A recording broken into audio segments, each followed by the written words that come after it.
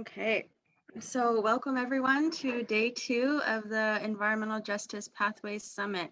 My name is Haley K. Scott, and I'm the Climate Justice Grassroots Organizer with Beyond Toxics and the NAACP Eugene-Springfield Unit number 1119. I'm a member of the Confederated Tribes of Siletz Indians and a descendant of the Klamath Tribes, the Yurok Tribe, and Secwepemc Chippewa. And so I'm so excited to kick off our day 2 of the EJP Summit. We are joined by leaders and representatives from frontline communities, scholars, students, policymakers, institutions, and NGOs to hold critical conversations around Oregon's leadership on policies and investments capable of addressing environmental justice concerns across our state. The summit has hosted and will host today renowned national and state speakers and create space for interactive discussions and organizational meetings with the goal of creating a collaborative network and policy guidelines dedicated to environmental justice in the state of Oregon. So just some housekeeping really quickly for today. Participants will be muted for the duration of the webinar. And if you have a question, please put them in the Q&A box at the bottom of your screen. You can also adjust how you view your screen at the upper right-hand corner. And today, unfortunately, our closed captioning service isn't working, but we are recording and we'll be posting the recording with closed captioning after the summit. So before we do get started with our opening today, I want to share a land acknowledgement. And so our hope is that by taking this step, we honor the forgotten histories of the original people of this land and knowledge and the culture of their descendants who are living here today. So we acknowledge that we here in Eugene, Oregon are on Kalapuya Lihi, the homelands of the Kalapuya people in the Willamette Valley. Their descendants still live here, and we are honored to share the land and take part in safekeeping its resources for future generations. We commit to respect the rights, traditions, and knowledge of the Winfeli Kalapuya people. And now I would like to invite Marta Clifford, a local tribal elder of the Confederated Tribes of Ground Mountain Indians and elder in residence at the Native Theater class at the University of Oregon, to give us a blessing for today. So Marta, go ahead. Thank you. Haimasa Sehalitai. Help us take care of our mother, our Ilihi. Haimasa Ankati Telekam Nixwa Maya Yilan and Saga. Haimasi Kanaway Itka. Thank you. Thank you, our ancestors. Help us take care of the water, the land, all the other than human. Also, very important, take care of each other. Watch out for our children. They are our future. Watch out for our elders. They carry our past. Today, this day is a gift from you. We honor you, Sehili Tai, and our mother, the earth. Watch over us as we take the knowledge into us and then go out and share it with others. Because that's how we pass this on. How we take care of our mother, the earth, we must share it with other people and make sure they're taking care of this too. Hai Masa Sehili.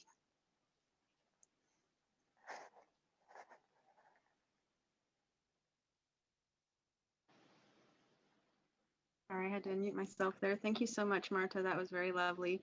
Always makes me feel like we get the day started off right when we have that. So thank you again for joining us. Okay. All right, so before we jump into it today, I wanted to give a recap of what we talked about yesterday, the first day of the summit. And so yesterday we were joined by Mayor Lucy Vinnis from the city of Eugene, Fabio Andrade from the city of Eugene as well. We had our executive director, Lisa Arkin, and executive director, Eric Richardson from Beyond Toxics, and then the NAACP Eugene-Springfield helped kick us off. Fabio, he gave us an excellent presentation and joined us and told us about some of the histories of here in Eugene, Oregon, and some of the steps that the city is taking to address past historical injustices. And then we also heard from Executive Director Lisa Arkin, who told us about some of the early experiences of the first Black families here in the Eugene area, and specifically their experiences in the West Eugene area. And then finally, Executive Director Eric Richardson from the NAACP Eugene-Springfield told us about what they are doing currently to build community power. And then we also hosted the University of Oregon's Climate Change and Indigenous Peoples Lecture, and which featured keynote speaker Sheila Watt-Cloutier. Sheila is an Indigenous researcher and an advocate for environmental and climate and human health for Indigenous people in her home community in the Arctic.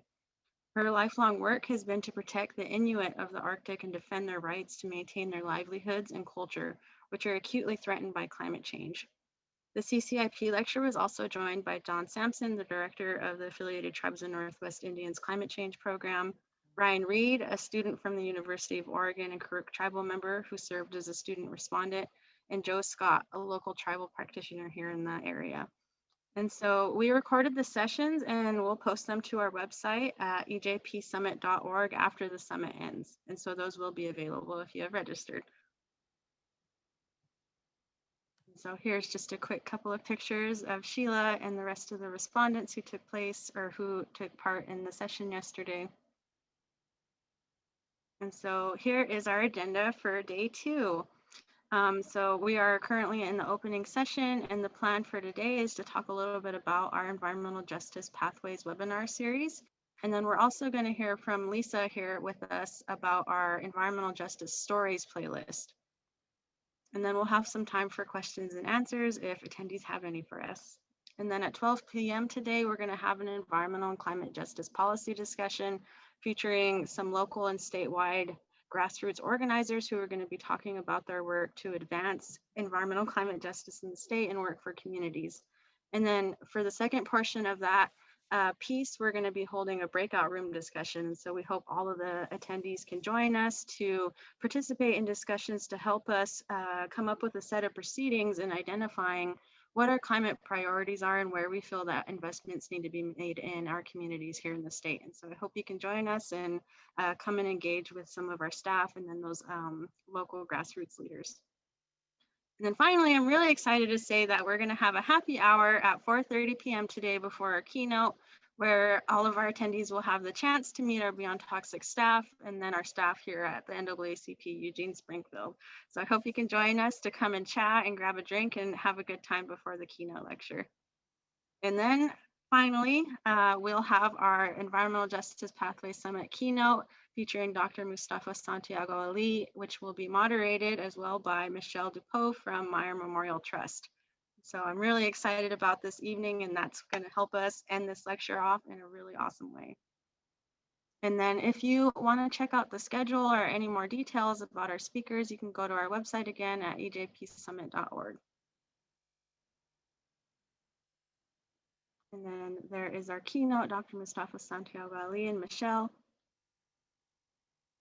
And then finally, before we start talking about the webinar series, I want to thank all of our partners, including Center for Environmental Futures and Meyer Memorial Trust and the University of Oregon, and all of our wonderful sponsors who helped make this event possible. So thank you. All right. So I wanted to talk a little bit about our Environmental Justice Pathways webinar series that we held throughout the past year leading up to this summit. And so Beyond Toxics, we hosted this series of webinars focused on a variety of environmental justice issues leading up to the EJP Summit 2021. So this was meant to keep folks engaged in environmental justice conversations that are essential to building a movement of equity and justice. To help us stay connected to each other after we had to go into quarantine, and to keep these conversations going, we developed this series of EJ Pathways webinars to prioritize the most pressing issues and concerns that are impacting our Black, Indigenous, Native American, and people of color communities. And so this webinar series, it highlights ways that you can contribute to the fight to achieve environmental justice for all. And so we held 8 webinars in total, and the first one focused on the historical intersections of race, economy, and environment in Oregon. And we featured speakers including David Harrelson, Linda Tamura, Gwendolyn Trice, and Ramon Ramirez, with Laura Polito as the moderator. We also held a really awesome webinar, and it was relevant, still is now, about unjust care on pandemics and race. And we were able to invite Pradnya Garud, who is a part of our board here and a student at the University of Oregon, Joel Iboa, who is going to be joining us later actually for the environmental climate policy discussion, Dr. Eva Galvez, and then our ED here at the NAACP, Eric Richardson. We also held a really awesome youth art show featuring our Environmental Justice Pathways artists, which featured a couple of our University of Oregon students here and then some students down in Southern Oregon, and they were able to read us a very beautiful poem. We had some videos that they produced on their own, and I encourage you all to go check out their art pieces on the website, and also to view all these other webinars that I'll be talking about today. And so we also had the Right to Clean Air, which featured Tony DeFalco, the executive director of Verde, Mary Pavito from Presidents of Neighbors for Clean Air, our own Anna Molina, our statewide environmental justice pathways, environmental justice manager for Beyond Toxics. And then this panel was moderated by Ben Duncan. And then we have so many awesome conversations, and so I just wanted to make sure to highlight them all because they were so amazing, and I was so grateful for all of our keynotes and our panelists. So you can see we had the Right to a Healthy Workplace, which featured Martha Sonato from Piñeros y Campesinos Unidos del Noroeste, or PACUN. We had Susan Segal, the co-founder of Mobility International, join us. Ira Coelho Martinez, who at the time worked for VO's Workers' Rights Education Project. And this panel was moderated by Kate Sussman, our attorney and campaigns coordinator at Northwest Workers' Justice Project. We also held a very awesome panel on the role of traditional ecological knowledge in data research and policymaking. And our featured panelists included Wenix Red Elk from the Confederated Tribes of the Umatilla Indian Reservation, Colleen Sanders, also with CTYR, and she's their climate adaptation planner. We were able to host Susan Fricke from the Karuk tribe, and then Robert Kenta from the Confederated Tribes of Siletz Indians. And then finally in December, we were able to hold a Tribal Water Justice webinar, which featured Chairman Don Gentry with the Klamath Tribes. And we also had Darrell Kalika, who is the co-founder of the Changing Water Currents program, and also serves as director of Portland State University's Institute for Tribal Government and the Affiliated Tribes of Northwest Indians Energy Program. And then finally, our most recent webinar focused on Oregon's history of African American and Japanese timber workers. And we were able to feature Gwendolyn Trice from the Maxville Heritage Interpretive Center and Linda Tamura from the Oregon Encyclopedia. And so that was such an amazing webinar. I had so much fun with all of these amazing people and panelists and our team here at Beyond Toxics in putting these conversations together. So I highly encourage you to go check those webinar recordings out again at the ejpsummit.org website. Either just to watch them for fun or even to learn. I mean, they're wonderful learning opportunities for myself, and I just, wanted to make sure to highlight this wonderful work and these conversations that we were able to hold in the past year leading up to this summit. And so now I want to invite our Executive Director, Lisa Arkin, to talk about a recent playlist that we put together focused on environmental justice stories throughout the state. And so Lisa, if you wouldn't mind joining us to tell us a little bit about that.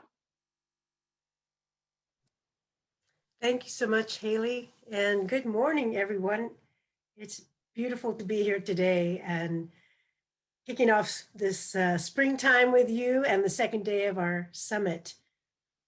We wanted to take this moment to alert you and make you think about taking an opportunity to look at our playlist. We're going to share one today, and then the rest you'll want to look at on your own time. And these videos that we produced here at Beyond Toxics are narrative stories of systemic injustices in our state. We know that environmental justice is really intersectional. So we talk about housing, we talk about wildfire, we talk about drinking water, we talk about workers' rights in these various videos that we've produced.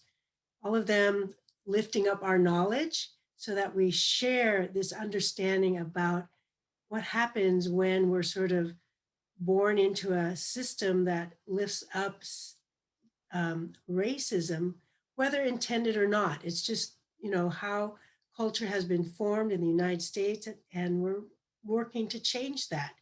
We're working to build a movement of environmental justice in the state of Oregon that seeks regenerative and restorative economies and connection between all of us, to build trust, to uphold justice and equity. That's the purpose of our playlist, these stories that people want to tell. We do have an office in Southern Oregon, the Rogue Valley.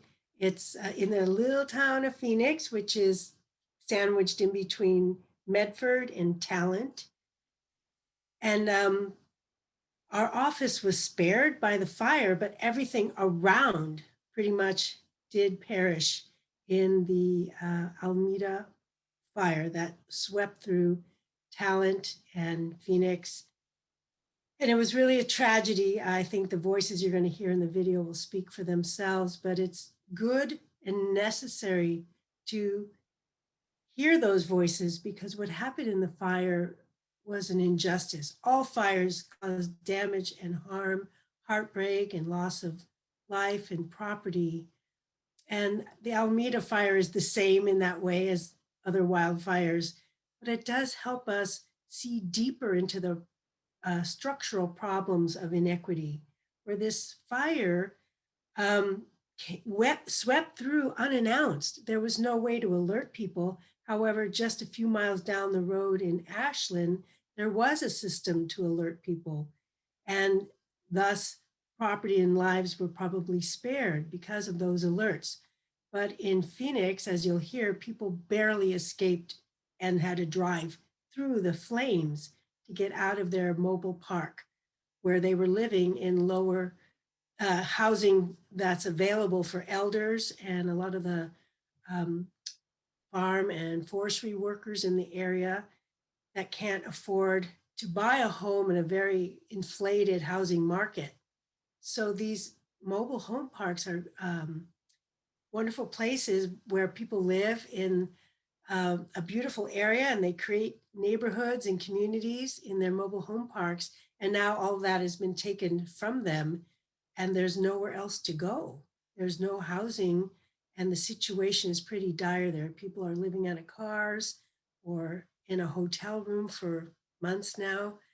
And there's a toxic mess there. So there's another intersection with environmental justice, is that these mobile park had mobile park homes that were made of toxic materials. And when they burned up, it left a mess that is very difficult to clean up, not to mention that many of them were located near Bear Creek. And so some of those toxics might be entering the water system there. So I'll say no more other than just to invite you to enjoy this one example of our Environmental Justice Stories playlist, and to explore it on your own when you can.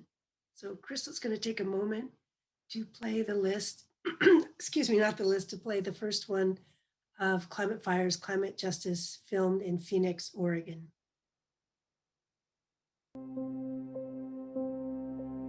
I saw 3 of the first houses coming into Bear Creek on fire already, the whole field on fire, both sides of the road.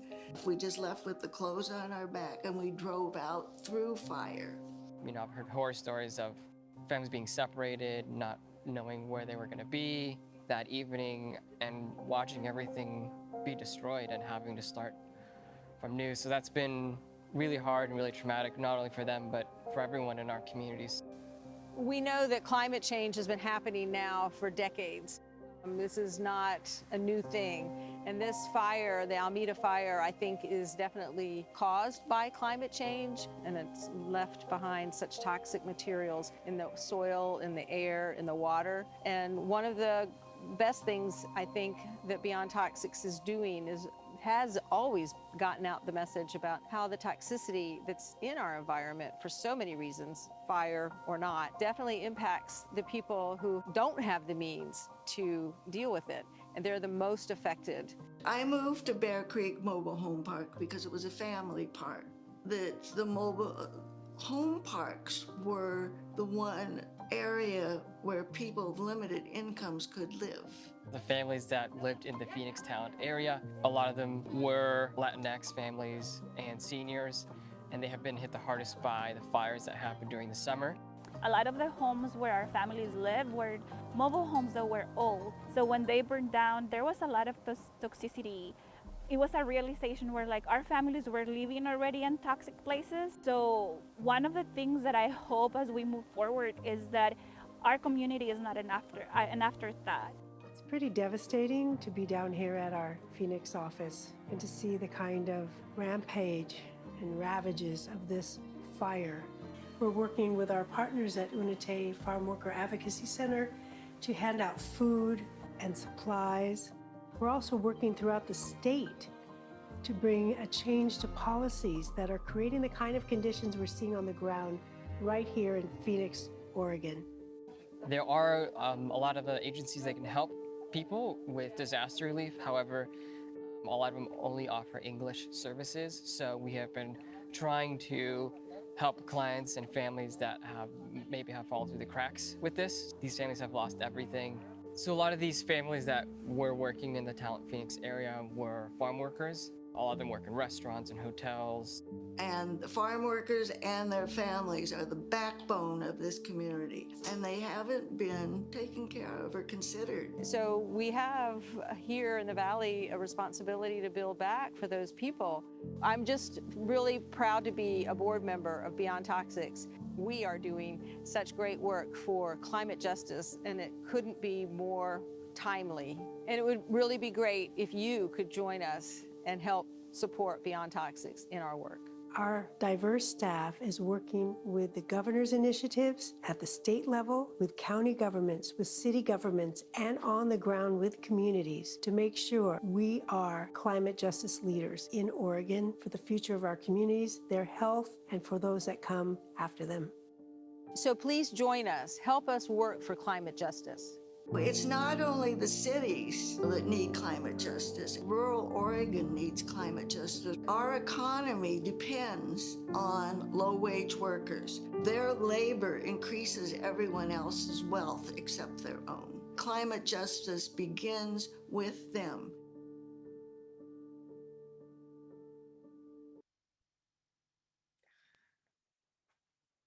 Thank you for sharing, Crystal. I think that it's important to point out that a lot of the topics that were brought up in that video, especially about low wages, is also part of environmental justice. We can't ignore the fact that we have to pay attention to increasing wages for workers of, as our partners said, farm workers, restaurant workers, hotel workers, as well as increasing the safety on their job, and making sure they're not exposed to toxic chemicals at work nor in the places where they live. So I'll just stop there and again invite you to explore that playlist that is linked off of our YouTube channel. Thanks. I'll bring it back to Haley. Perfect. Thank you so much, Lisa, for sharing that with us. It was a really powerful video, and I, again, encourage everybody to check out the rest of the videos on that playlist and bookmark it and make sure to share it. Okay, so now, let's see.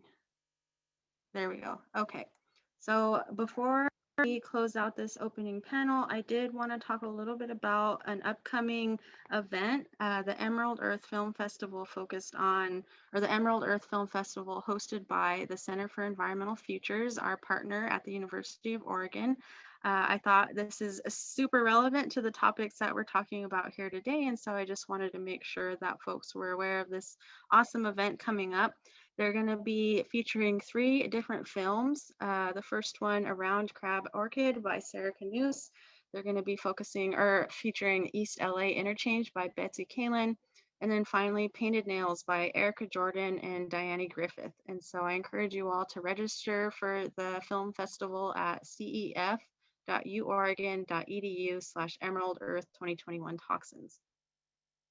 And then we can make sure to share the links with that throughout today. And so you can go check out the trailers before then. Okay, and so with that said, I'm going to stop screen sharing and just remind you to join us for our environmental and climate policy discussion this afternoon at 12 o'clock.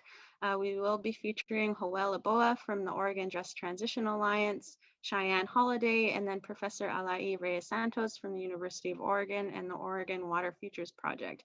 And we will also have a special guest from Representative Campos' office, Miles Palacios, the legislative director there.